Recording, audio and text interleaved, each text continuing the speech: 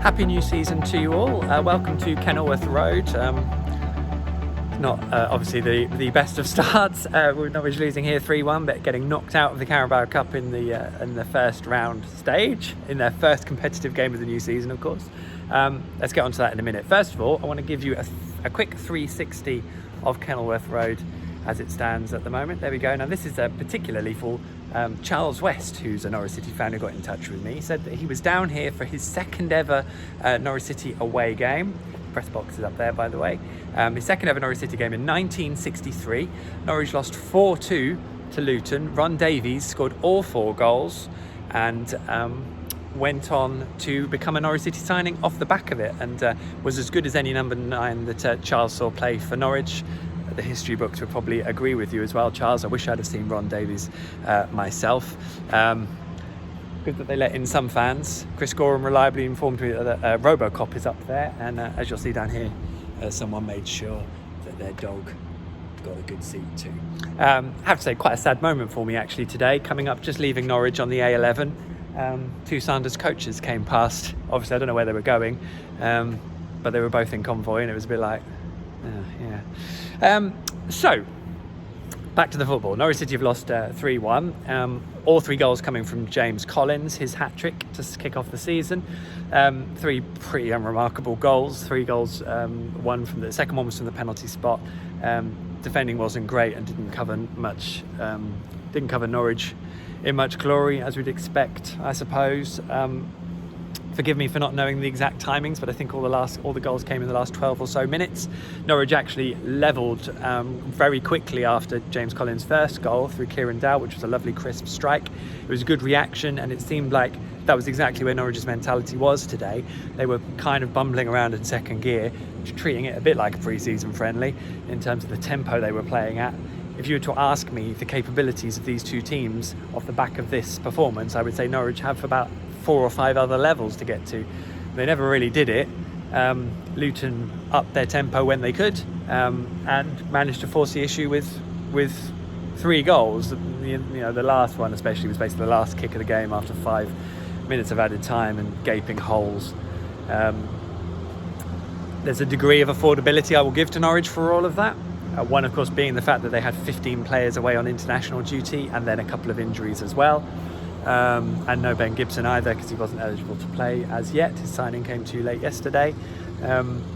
So this was a pretty significant downgrade in terms of what their first choice team would be, judging by obviously international appearances and things like that. But and Nathan Jones sort of spoke about that as well. The issue I have really is habits. It's a new season. You want to get in good habits regardless of who the players are. You want these players to force the issue when those players all return and they see that, well, this guy, that guy all really kicked on, and now I'm under pressure to deliver when I get my go. And obviously the habits from last year. Norwich have now lost 12 consecutive competitive games. They've only scored 3 goals in those 12 games. It's a club record in terms of a losing streak. So, and we've now carried that into this season. And I'm slightly concerned about the fact that come Huddersfield away, opening championship game next Saturday, those 15 players will have only just really come back. Daniel Farke isn't going to have got any extra time really to work with them, and there were issues today with the patterns of play, and Jordan Hugill up front, he played all 90 minutes and didn't really get a sniff, mostly because I think Norwich struggled to kind of create the right opportunities for him. So there's things there which is obviously going to take time for it to come together and to click, and it did even 2 years ago. Just would have liked to have seen a bit more. There were players who didn't take their chances today. I thought Josh Martin, who was the first player to come off, actually did okay today. I didn't have much issue with him, but I wanted to see more from Marco Stiepermann. And I'm trying to think of the other who else. I mean, Lucas Rupp did a lot of good things, but so often when he had the ball, it ended with him giving it away, even if what he did in that passage was quite good. If we want to see him doing better things at this level, and it wasn't happening. I mean, Bali Mumba I thought was as good as probably any Norwich player today, but you can't get carried away with the fact there were real issues in terms of his rawness, and the same with Sam McCallum. So both of those players are going to need some time.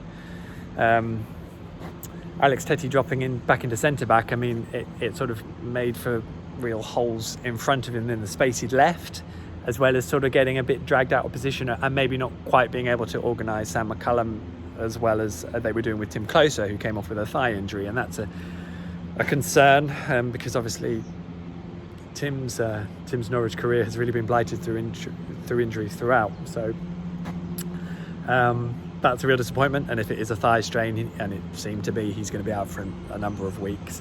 Akinfenwa is still injured. Grant Hanley may well be back in a couple of weeks, and that might be before Tim Closer. Mario Vrancic gave away the penalty just after Norwich have equalised. It was a bit careless. It came from him scuffing his clearance. That's not great, and I think Daniel Farker admitted he wants to play Mario higher up the pitch for that very reason. And that maybe underlines why we don't see him so much, because generally he obviously prefers other options higher up the pitch, although I don't know if I'd play Marco Stiepermann ahead of him at the moment. It's a really tricky one, that. Kieran Dowell, just the one thing I've been a bit conscious of in pre-season, so he wasn't as energetic and aggressive in his pressing today, which is something I do really want to see from him, because that was the thing that really impressed me during pre-season, obviously at a different level. So when we get to competitive stuff, it was more like what I thought, which is that he sort of did glide through the game, looked really good when he had the ball, scored a great goal, but never really grabbed it. I wanted him to grab it, and I want him to grab games because he's good enough to, so I'm hoping that will maybe come. And as I said, it's a worry that they didn't really create anything clear-cut for Jordan Hugill, because he's a striker that feeds off certain things, and Norwich didn't seem to work out how to get that towards him. Melbourne City made his debut and looked quite neat and tidy, although admittedly in a situation where Norwich lost the game. And Daniel Barden was in goal. I can't remember if he's 18 or 19 now, but he did okay, held his own really well. He's a young man with limited experience. His distribution was good. I wouldn't say he did anything wrong at all, and you couldn't really pin in any of the goals down to him. All I might add with that is that maybe a more experienced goalkeeper who is more embedded in what they're trying to do maybe might have flung out and produced a really good save in one of those moments. You don't know. But I'm certainly not pinning anything on him, and I think that's important to say. So there we go.